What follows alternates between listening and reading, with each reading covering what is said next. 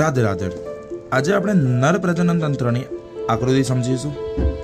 નર પ્રજનન તંત્રની આકૃતિ સ્ટેપ બાય સ્ટેપ કેવી રીતે દોરવાની મને આ વિડીયોમાં સહેલાઈથી સમજાવું છું. સૌથી પહેલાં તમારે એક શુક્રપિંડ એક ગોળ દોરવાનું છે, લંબગોળ જેવું.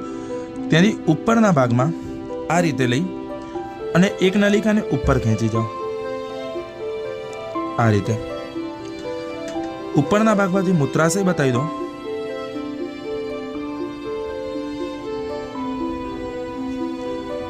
અને એક નલિકા બીજી ખેંચી અને આ નલિકાને મૂત્રાશય સાથે કનેક્ટ કરવાની છે. ઉપરની લાઈનને નીચેની લાઈનને એઝ ઇટ ઇઝ આગળ વધારવાની છે આ રીતે.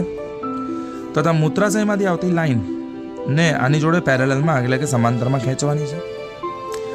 ત્યારબાદ એક નલિકા તમારે આ રીતે મૂત્રાશયમાં જવા દેવાની છે. ત્યારબાદ અહીંયા આગળ ગ્રંથિઓ બતાવવાની છે અને શિશ્નનો ભાગ અહીંયા આ રીતે દોરવાનો છે.